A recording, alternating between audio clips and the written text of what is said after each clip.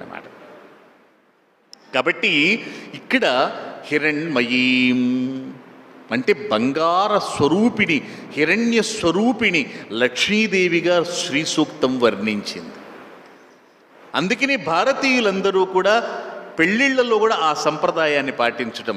ఎంత లేనివాడైనా సరే కొద్దిగానైనా బంగారంతో తన కూతుర్ని పంపిస్తాడు. ఎందుకంటే కన్యాం కనక సంపన్నాం, ఆవిడ లక్ష్మీ స్వరూపిణి కాబట్టి బంగారంతో వెళ్ళాలి. ఇంత అద్భుతమైనటువంటి గౌరవం ఉంది భారతదేశంలో హిరణ్యం, బంగారానికి. బంగారపు గనులు ఇక్కడున్నాయి. ఎంత తవ్వుకుపోయినా భారతదేశం నుంచి విదేశీయులు వేల సంవత్సరాల పాటు తవ్వుకుపోయారుగా.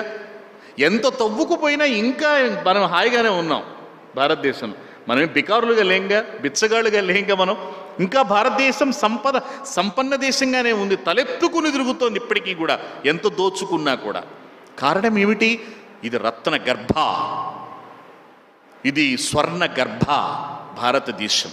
అది ఈ భారత జనని రత్న గర్భ. ఇక్కడ వనరులు అంత గొప్పగా ఉన్నాయి, ఏ దేశానికి లేవు.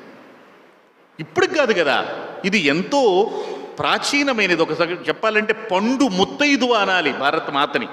పండు ముత్తైదువ ఈవిడ. ఎప్పటిది? సనాతనమైనటువంటిది ఈవిడ, యుగాల నుంచి ఉన్నటువంటి భూమి ఇది. అటువంటి ఈ తల్లి పండు ముత్తైదువ కూడా ప్రకాశిస్తోంది తేజస్సుతో.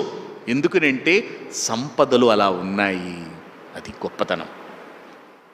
ఇతర దేశాల్లో సంపదలని ఎలా ఉంటాయి అంటే, ఏదో ఆధునిక కాలంలో ఒక చోట ఆయిల్ ఉండడం వల్ల సంపదలు వచ్చినాయి అంతే తప్ప వేరే వనరులు లేవు.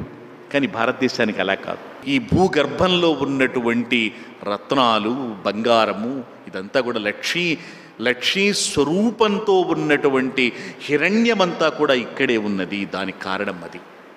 అందుకని భారతీయులమనే మనందరము కూడా ఈ భారత మాతను, ఆ భగవంతుణ్ణి నిరంతరము కూడా కృతజ్ఞతాభావంతో మనం నమస్కరించాలి. అది గొప్పతనం.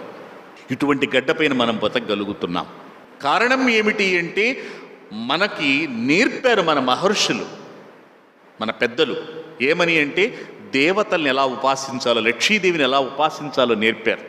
అంతేగాని లక్ష్మీదేవి అనేటువంటి ఆ పేరుతో ఒట్టి ధనం అంటే కరెన్సీ నోట్లు కాదని చెప్పాను గతంలో. ఇక్కడ మనం శ్రీ సూక్తంలో ఆమె వర్ణన విన్న తరువాత మనకి ఆ లక్ష్మీ స్వరూపం ఎంత మహోజ్వలమైనదో, మహోన్నతమైనదో, అది ప్రాణభూతమైనదో ఈ మొత్తం మానవ కోటికి మనకు అర్థమవుతుంది. అటువంటి హిరణ్మయి అయిన లక్ష్మీదేవిని, ఓ అగ్నిదేవ మమ ఆవహ, నా ఇంటికి ఆహ్వానించు. హిరణ్యవర్ణాం, ఆవిడ మొత్తం హిరణ్మయి కాబట్టి ఆమె యొక్క తేజస్సు కూడా ఎలా ఉంటుందంటే హిరణ్యవర్ణాం, బంగారపు ఛాయతో ఉంటుంది. హరిణీం, హరిణి అంటే పచ్చని రంగులో కూడా ఉంటుంది, ఆకుపచ్చ రంగులో కూడా. ఎందుకంటే సంపద అంటే సమస్తమైనటువంటి పంటలు కూడా ఆమెవే. ధాన్యరాశుల యందు లక్ష్మీదేవి ఉంటుంది. లక్ష్మీదేవి నివాస స్థానాలలో ధాన్యరాశులు, పంటలు, పంట చేలు అవి కూడా ఉన్నాయి. కాబట్టి ధాన్యేషు లక్ష్మీ, క్షేత్రేషు లక్ష్మీ. కాబట్టి ఆవిడ వర్ణము హరిణీ కూడా. ఇంకోటి కూడా ఉంది, శ్రీ సూక్తానికి సాయణాచార్యుల వారు భాష్యం రాశారు, చాలా గొప్ప భాష్యం అది. అందులో హరిణి అంటే ఆడు లేడి అని అర్థం. ఆడు లేడి అంటే ఒకానొక సందర్భంలో లక్ష్మీదేవి ఆడు లేడి రూపంతో అడవిలో సంచరించింది అని. హరిణీ రూప ధారణాత్ హరిణీ ఇది దేవి పురాణాచ్చ అని సాయణ భాష్యం. కాబట్టి ఈవిడ లేడి రూపంలో ఎప్పుడో ఒకప్పుడు సంచరించింది. అందువల్ల హరిణీం సువర్ణ రజత స్రజాం చంద్రాం. ఇంకొక గొప్ప లక్షణం ఉంది అమ్మవారికి, అదేమిటంటే చంద్రాం, చెది ఆహ్లాదని అంటే ఆహ్లాదపరిచే లక్షణం ఒకటి ఉంది ఆమెకు. విచిత్రం ఏమిటంటే, రెండు విరుద్ధములైనటువంటి వర్ణనలు కనిపిస్తాయి. విరుద్ధం అని మనం అనుకుంటాం, కానీ విరోధం లేదు అక్కడ. ఆలోచిస్తే జాగ్రత్తగా. భాస్కరీం బిల్వ నిలయాం వరారోహాం యశస్వినీం అని ఇంకో చోట ఉంది. అంటే సూర్యస్వరూపిణిగా వర్ణించబడింది. సూర్య మండలంలో ఈవిడ విహరిస్తూ ఉంటుంది, సూర్య మండలంలో ఉంటుంది, సూర్య మండలాంతర్వర్తినిగా ఉంటుంది. అదేమిటంటే సూర్యమండలంలోనే ఉన్న మండిపోతూ ఉంటే మళ్ళీ ఇక చంద్రాం అంటాడేమిటి అంటే విచిత్రం. అది చంద్రాం అంటే ఆహ్లాదాన్ని కలిగించేటువంటి తల్లి అని ఒకటి.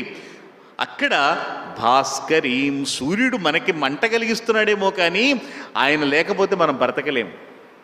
జీవులందరినీ బతికించేటువంటిది సూర్యమండలం, సూర్యరశ్మి, సూర్యకిరణం. అది ఉంటే కానీ జీవకోటి